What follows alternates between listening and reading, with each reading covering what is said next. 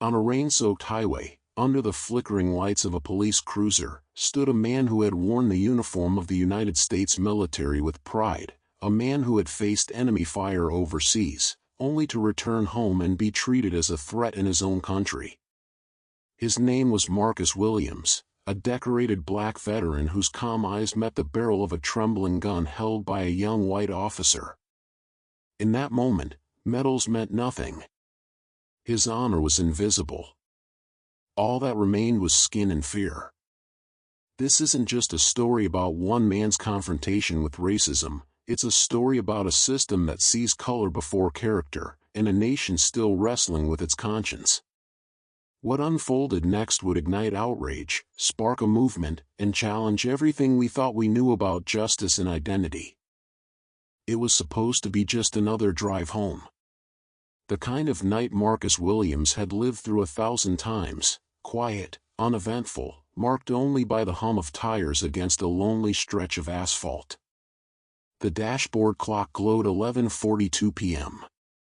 He was exhausted, the kind of exhaustion that sank into his bones after a 14-hour shift hauling cargo at the shipping yard. His uniform was stained with sweat and grime, his knuckles bruised from the day's labor. All he could think about was getting home to kiss his 6-year-old daughter goodnight and maybe sit for just 10 minutes in silence before sleep took him. That's when the red and blue lights exploded behind him. Marcus felt his chest tighten, a familiar anxiety he had learned to live with. He checked his speed. He hadn't been speeding. His registration was up to date.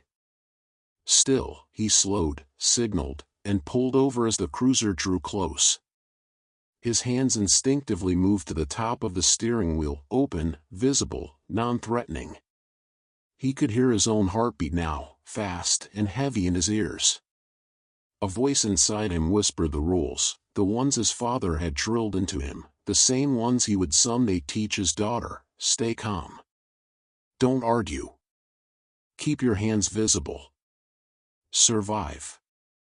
Through the side mirror, he saw the officer step out. Young. White. Aggressive stride.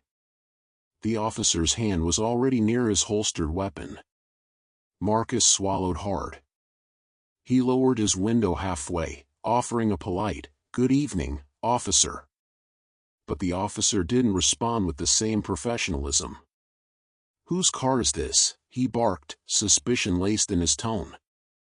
Marcus blinked, confused. "Mine, sir. Registered under my name." "Is there a problem?" The flashlight beam snapped up into his eyes, blinding him for a second. "Step out of the vehicle. Now." Marcus hesitated, not out of defiance, but fear. He knew how quickly hesitation could be misinterpreted. Still, something felt deeply wrong. His palms were sweating. His instincts screamed at him. He moved slowly, announcing each motion, "I'm reaching for the seatbelt, unbuckling now, opening the door." But the tension only grew. The officer's hand was on his gun. And Marcus understood, in that chilling, suspended moment, that this wasn't just a traffic stop. This was something else. Something dangerous. And he was a black man alone on a dark road. Marcus stepped out of the car, the night air immediately wrapping around him, cold and sharp. It wasn't the chill that made his breath catch, but the sudden weight of the moment, an invisible pressure pushing down on him. His heart rate quickened, and for the first time in a long while, his trained military composure wavered. He'd faced down combat, stood his ground in hostile territories, and led men through the thickest of battles. But this wasn't that. This wasn't a battlefield where logic and tactics could win the day. Here, he was just another black man, isolated and vulnerable. His boots hit the gravel with a soft crunch, but the sound felt too loud in the stillness of the night. His eyes briefly met the officer's, and the weight of the stare felt like a physical blow, the officer's gaze too deliberate, too familiar in its judgment. There was no friendly acknowledgement here, no recognition of his service or dignity, just cold, sharp scrutiny. Marcus knew the look. He'd seen it in the eyes of those who had underestimated him long before, the eyes that saw the color of his skin first, and everything else second.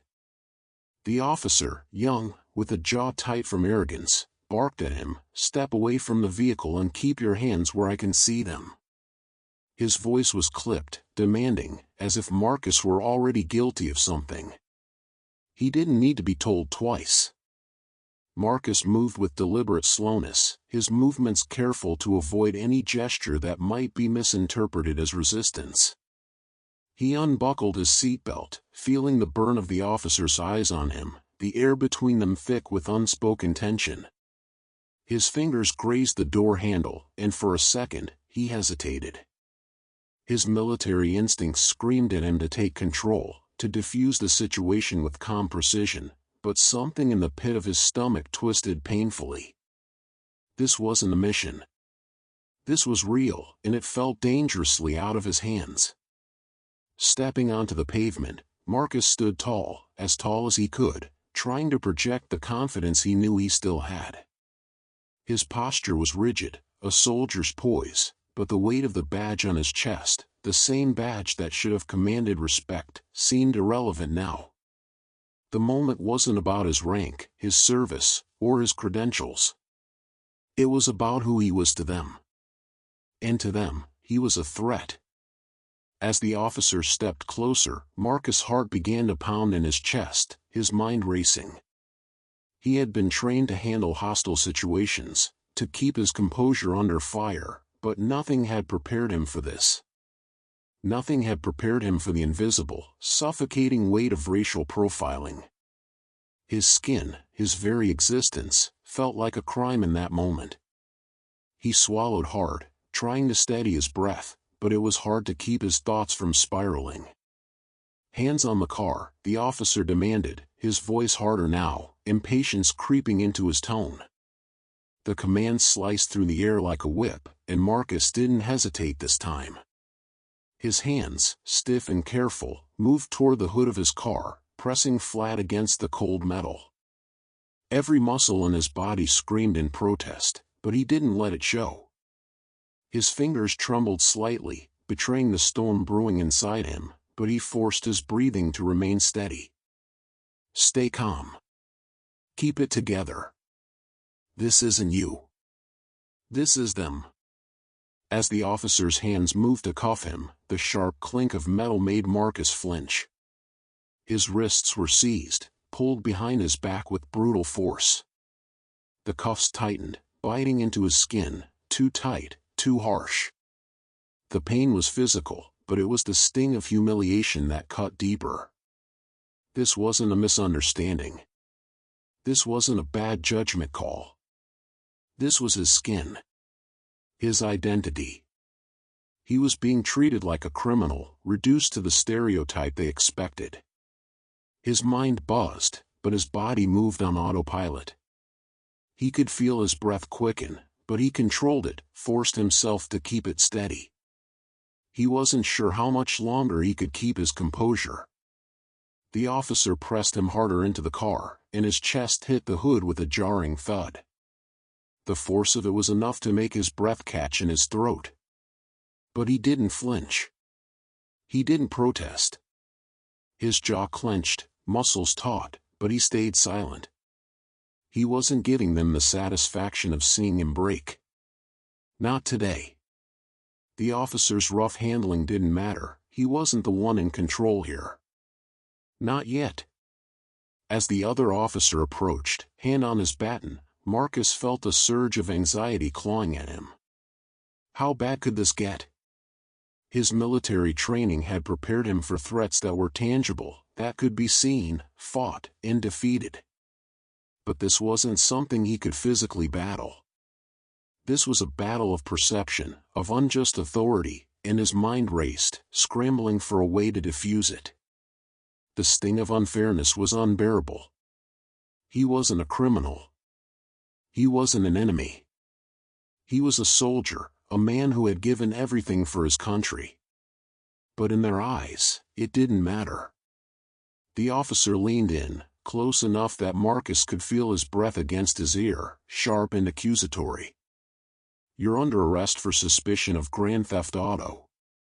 The words rang in his ears, surreal, absurd. He couldn't even process them at first. Grand theft auto? My car? This car? He didn't speak for a moment. The absurdity of it stung, the irony of being accused of something he had never done, all because of the way he looked. His chest tightened. His breath was shallow. His throat felt like it had closed up. He wanted to scream, to shout at the injustice of it all, but he held it in. If he lost control now, he'd lose everything. His voice, when he spoke, was a whisper, a calm despite the storm inside him. "This is a mistake," he said, but even as the words left his mouth, he knew they were futile. The officer didn't respond. Didn't even glance at him. The anger began to rise in his chest, but he kept it at bay. There was no room for that now. There was only one thing left to do. He took a deep breath, steadied himself, and waited. The storm inside him swelled, but it wasn't time yet. He wasn't beaten. Not yet. He had one shot at this. One call. He wasn't going to let them define him, not like this. He would wait for his moment, and when it came, he would make them see him. All of him. Not just the skin they judged, but the man he truly was. The night stretched endlessly as Marcus stood there, his body rigid with tension. The cold metal of the handcuffs bit into his wrists, a sharp reminder of the helplessness clawing at him. His heart thudded painfully in his chest, each beat loud enough to drown out everything else. He didn't resist as the officer shoved him forward, his body responding on instinct, but every fiber of his being screamed to fight back. "Don't do it, Marcus," he warned himself, clenching his teeth. "Just wait. Stay calm." He could feel the officer's hand on the back of his neck, pushing him down just a little too hard. The pressure made his spine arch uncomfortably, but he didn't dare show any sign of weakness. He couldn't. Not now, not in front of these men who already saw him as a threat simply because of the color of his skin. The other officer, tall and intimidating, paced in circles around him, his eyes narrowing with suspicion, his presence suffocating. The sound of his boots crunching on the gravel was like the ticking of a clock, every step marking the time until this could either end or spiral even further out of control. Marcus wanted to speak, to demand an explanation, to tell them he was innocent, but he knew that words right now would be nothing more than fuel to their anger. "You're not going anywhere, pal," the first officer said, his voice low and threatening. His words hung in the air like smoke, suffocating, oppressive. "We're taking you in, and you'll sit tight while we figure out why you're acting so suspicious." Suspicious. The word stung like a slap. Marcus had done nothing but walk down the street, his hands in his pockets, his thoughts lost in the rhythm of his steps. Suspicious. It felt like a slap to the face. He wasn't the one acting out of place. They were. He tried to swallow down the anger rising in him, but it was hard, so hard. The officer's hand tightened on his shoulder, jerking him forward. "Stay calm," Marcus repeated to himself, the words like a mantra, a thin thread of control holding him together. But the fear was beginning to seep in, like water creeping under a door. He could feel it, could feel the danger lurking behind every move they made. "Why am I being treated like this?" he asked, his voice betraying none of the fear that had started to coil in his stomach. He wasn't going to beg, wasn't going to plead. He had his pride, and that pride kept him grounded. But the question echoed in his mind, why? The officer who had been circling him stopped in front of him, his eyes dark with something that Marcus couldn't quite place. He leaned in, close enough that Marcus could smell the cheap cologne on his uniform. Because we don't trust you. And we don't trust people like you. It was like a punch to the gut, the words a reminder of the prejudice that had shadowed him all his life, the unjust suspicion that people like him carried wherever they went. This isn't just about tonight, Marcus thought bitterly. This is the weight of every unfair glance, every harsh word, every time I've had to prove my worth just to be seen as human. The anger was boiling inside him now, and it was all he could do to keep it contained. He was aware of his surroundings, of course, but right now, everything felt distant. The streetlights cast long, harsh shadows, and the sound of distant traffic seemed to fade into nothing.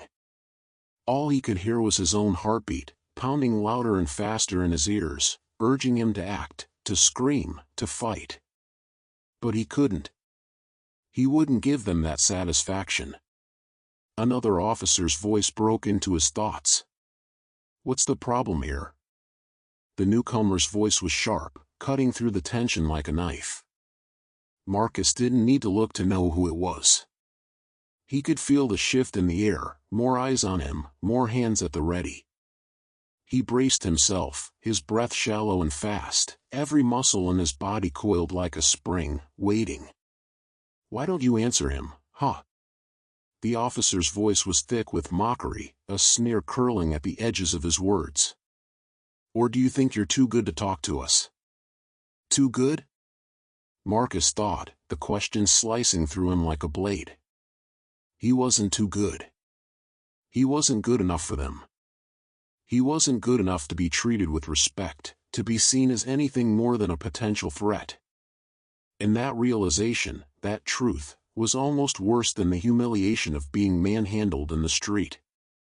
"I'm not resisting," Marcus said, his voice cool despite the fire building inside him. "But I'm asking for some answers." The officer stepped closer, his face inches from Marcus. He seemed to take pleasure in the intimidation, his breath warm against Marcus' cheek. The stench of arrogance was thick in the air. "You don't ask for anything here. You're detained. That's it. Now shut up. Shut up." The words stung with an authority that cut deeper than anything else. Marcus clenched his jaw, forcing himself to stay silent. He wouldn't give in to the anger. But it was hard. So hard. The officer jerked him again, pulling him toward the squad car. The metallic clang of the door slamming open echoed in the silence around them, and Marcus felt an icy chill wash over him as he was pushed into the back seat. The door slammed shut with a finality that felt like the closing of a chapter. The darkness inside the car was suffocating, and Marcus could feel the air thick with his own thoughts. "This isn't justice," he thought bitterly. "This is punishment, not for a crime I committed, but for the skin I was born into." His chest tightened as the car began to roll down the street, the flashing lights outside throwing garish reflections against the window. He could still feel the weight of the officer's eyes on him, even as they drove away. The world outside was still moving, indifferent, unaffected, but inside, everything had changed. Everything about him had changed. The worst part? He wasn't sure when it had happened. When had he stopped being just a man walking down the street and started becoming a target? The car's engine hummed steadily as it cut through the cold, silent streets, its tires grinding against the concrete in a rhythmic, almost mechanical way. Inside, the world seemed to shrink to just the four walls of the squad car, the weight of the moment pressing down on Marcus like an invisible force. He sat there, staring blankly at the back of the officer's head in the front seat, his arms stiff at his sides. The handcuffs that had been tightened around his wrists felt like an extension of his body, biting into his skin with every small movement, as though the metal was reminding him of his place in all of this. He didn't know how long they had been driving. Time felt like it had become distorted, stretching and collapsing in on itself. Every second felt like an eternity, each one dragging out the suffocating feeling in his chest. He tried to focus on something, anything, that could pull his mind away from the growing anxiety, but the harsh reality kept pulling him back. What was happening? How had he ended up here? The sound of the siren wailing in the distance made his stomach twist. The flashing lights from the cruiser's dashboard bathed the car in an eerie glow, casting long, jarring shadows across his face. He could feel the eyes of the officers in the front seat flickering in his peripheral vision, but no one spoke. The silence was heavy, like an unspoken accusation hanging between them, suffocating him from all sides. It was as though the car itself had become a trap, a cage with no escape. His mind was a mess, flooded with thoughts, memories, and unanswered questions. He couldn't shake the sting of the officer's words earlier. "We don't trust you. We don't trust people like you." The venom behind those words gnawed at him, leaving a bitter taste on his tongue. How could they just see him like that? How could they look at him and reduce him to nothing more than the color of his skin, the neighborhood he grew up in, the assumptions they'd already made? It wasn't just about the arrest, it was about everything that led up to it. The judgment. The bias. The entire system that had already condemned him before he'd even had a chance to speak. The car slowed at an intersection, and Marcus' breath hitched in his throat as he saw the lights of the police station up ahead. The looming building seemed to rise from the pavement, dark and imposing, like a fortress. His pulse quickened. He wasn't ready for this. The walls of that building held 1,000 stories, stories of people who'd walked through those doors, only to be swallowed by the cold, indifferent system inside. He wasn't just a suspect in a case, he was about to become another faceless number in their database, just another piece of evidence in their predetermined narrative. His hand twitched involuntarily, as though trying to escape the shackles of his cuffs, but the reality of his situation was inescapable. There was nowhere to run. There was nowhere to hide. The door of the squad car opened with a harsh squeal, and the officer in the front seat barked, "Out." "Now." Marcus froze for a second, the words hanging in the air, their weight pressing down on him like a physical force.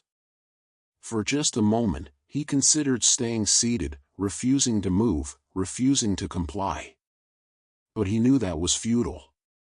In this moment, he was powerless, reduced to nothing more than a body, an object to be moved at their command. His chest tightened as he shifted, swinging his legs out of the car and stepping onto the pavement. The cold air bit into his skin, seeping through his clothes, but it did nothing to cool the fire rising inside him. The anger, the helplessness, it was all there, surging just beneath the surface. His mind raced. How did we get here? He had never expected to be in this position, never imagined that his life would come to this moment, standing outside a police station in handcuffs, the whole world watching as he was reduced to a criminal. His pulse thudded in his ears, drowning out everything else as he was pushed forward, the officer's hands on his shoulders, guiding him inside the building with harsh, unrelenting movements. The fluorescent lights above flickered as he was led through the sterile halls, casting sickly yellow shadows on the walls. The smell of bleach and old coffee lingered in the air, mixing with the faint hum of distant voices and the clinking of keys. The station felt cold, lifeless, like the heartbeat of a machine that ran on routines and procedures. It was a place where the law was cold, impersonal, and unquestionable. And Marcus, standing there in the center of it all, felt like an intruder, someone who didn't belong, someone who was trapped in a nightmare of his own making. As they approached the holding cells, Marcus felt the walls closing in on him, both physically and mentally. His heart raced in his chest, each beat a painful reminder of his situation. He swallowed hard, trying to force down the lump in his throat, but it only seemed to grow larger, suffocating him with every breath. He was being processed. Stripped of his identity. Reduced to a case number, a suspect. Nothing more. And there was nothing he could do to stop it. The officer shoved him toward the holding cell, and the door slammed shut behind him with a deafening clang. Marcus' breath caught in his throat as he stumbled forward, his back hitting the cold, hard wall. He stood there for a moment, eyes fixed on the floor, his mind whirling. Every inch of him screamed to run, to escape, but he knew that wasn't possible. Not here. Not now. The walls of the cell were tall and unyielding, the bars cold and unforgiving. For a long moment, Marcus didn't move. He simply stood there, feeling the weight of the situation crush down on him. But as the silence stretched on, something inside him began to shift. The anger, the fear, the helplessness, they were still there, but they were no longer in control. A small ember of defiance sparked inside him, growing brighter with each passing second. He wasn't going to let this define him. He wasn't going to let them reduce him to nothing. With a slow, deliberate motion, he straightened up, lifting his head high. His body still ached from the rough handling, but there was a new determination in his eyes now. He had been pushed into this corner, but he wasn't going to stay here. He wasn't going to let them break him. He would find a way out. He would make sure that his story, his truth, was heard. The first step was simply surviving this moment. And in that survival, there would be strength. There would be power. And one day, he would make them all see it. The sterile air in the holding cell felt thick, almost suffocating, as Marcus paced restlessly back and forth, his boots clicking rhythmically against the cold concrete floor. His mind was a whirlwind of thoughts, each one more frantic than the last. The harsh, fluorescent lights overhead buzzed relentlessly, adding to the sense of unease that clung to him like a second skin. His chest felt tight, constricted, as if the walls of the cell themselves were slowly closing in on him.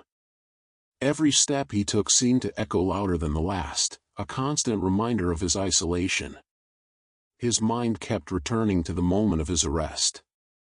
The way the officers had looked at him, their faces impassive, their hands rough as they cuffed him. The words they had said echoed in his mind like a mantra, "You're under arrest for the assault and battery of Officer Daniels." But Marcus knew deep down that it was a lie. A lie twisted into the truth to fit a narrative they had already decided upon. And worse, they had never bothered to even listen to his side. He hadn't been given a chance. The weight of the injustice pressed down on him harder with each passing minute. His anger flared, hot and consuming, but there was a dark, gnawing frustration that overshadowed it, frustration with the world that had already decided his fate before he'd even been given a chance to speak. He was being treated like a criminal, a suspect with no voice, no say. All because of his skin color. He couldn't escape the feeling that no matter how much he fought, how much he shouted, it wouldn't matter. This system, the system he had been forced to exist in, would always find a way to break him down, to push him further into the shadows. His fists clenched at his sides as his mind raced with bitter thoughts. He could still feel the sting of the officer's words from earlier that day, "We don't trust you." They were cutting words, words designed to wound. They made him feel smaller, less human, like a suspect in a story that didn't even have his name in it. His pulse quickened, the rhythm of his heart pounding against his ribs as the walls seemed to close in on him even tighter. He couldn't breathe. He couldn't think straight. He was being suffocated by a system that refused to see him for who he truly was, a man, not a stereotype. Every step he took in that small cell seemed to echo in his mind. He walked it over and over, his boots dragging along the floor with a soft scrape, trying to find something, anything, to distract himself from the gnawing fear and doubt. His legs were starting to ache, but he didn't stop. He couldn't. The very act of moving was all that kept him tethered to the world outside the cell. The coldness of the metal bars surrounding him felt more like a physical manifestation of his despair. The way they pressed in from all sides made him feel trapped in a nightmare he couldn't wake up from. Was this his life now? He wondered. To be caged, judged, condemned on the whims of a system that had already decided what he was. His chest tightened further, the bitter taste of frustration rising in his throat. How could this happen? How could a man live his life constantly running, constantly fighting, just to survive in a world that seemed determined to crush him? A loud noise echoed from the hallway outside the cell, and Marcus froze mid-step. His heart jumped, a flutter of panic rushing through him as he instinctively tensed, waiting for the inevitable, another round of questions, another attempt to break him. But when the door opened, it wasn't an officer with a grim face or a cold stare. It was a woman. Younger than the rest, with an air of determination about her. She stepped inside, the door clicking shut behind her. For a brief moment, Marcus was too stunned to react.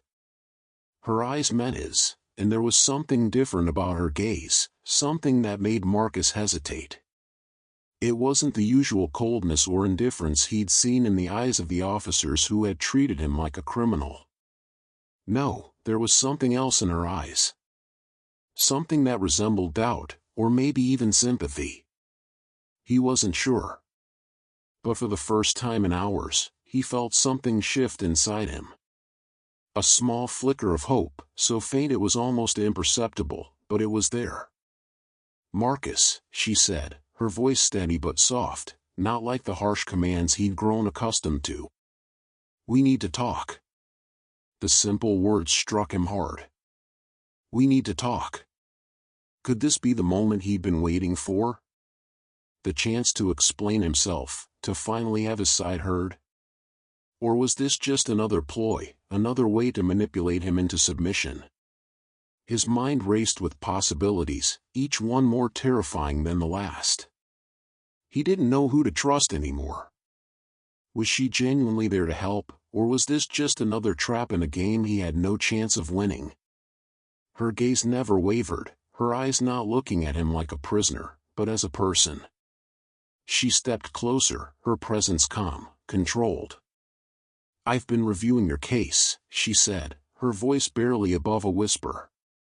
"And I think there's more to this than they're telling us. I don't think you're the one they should be looking at." Marcus's breath caught in his throat. Did she just say that? The words didn't register immediately. His mind struggled to keep up with what she was saying, to comprehend the significance of what she was offering. She was telling him that there was doubt about his guilt, doubt about the case against him. It was as though the fog of confusion that had clouded his mind for so long was beginning to lift, just a little. She took another step closer, lowering her voice to a near whisper. "I've seen enough to know that there's a lot that doesn't add up. I'm going to help you, but you have to stay calm. Don't do anything rash. They're watching, and the last thing we want is for them to think you're guilty before we have all the facts." Her words were like a lifeline thrown into a stormy sea. He felt a rush of emotions, relief, hope, and a deep, overwhelming sense of uncertainty. He wanted to believe her. He wanted to trust that this was the break he needed. But the fear still lingered, the fear that this might all be a cruel illusion. He swallowed hard, his throat dry, but he managed to nod. His voice came out hoarse, but he forced the words out. "Thank you," he said, his voice barely above a whisper. "Thank you." She gave him a brief nod, then turned to leave. But before she stepped out of the door, she looked back over her shoulder. "Stay strong. I'll be back." And just like that, she was gone. The door clicked shut behind her, leaving Marcus alone in the silence once more. But this time, it wasn't quite the same. The room felt slightly less oppressive, the air a little less suffocating. Maybe, just maybe, there was a chance for him after all. In the weeks that followed, as headlines screamed and voices rose across the country, Marcus Williams remained steady, not out of anger, but out of resolve. The body cam footage had gone viral, and the truth, once buried under silence, had clawed its way into the light. The officer faced charges, the department was held accountable, and the public demanded more than apologies, they demanded change. But Marcus wasn't seeking revenge. He was seeking recognition, not just for himself, but for every black man who's been wrongly accused, for every life lost to fear and bias. Standing before a crowd at a community town hall, he said, "I didn't come back from war to fight another one here. But if I must, let it be for truth." His words echoed far beyond that room. This wasn't just his victory, it was a reminder that justice delayed is not justice denied, and that real courage often looks like standing tall when the world tells you to kneel.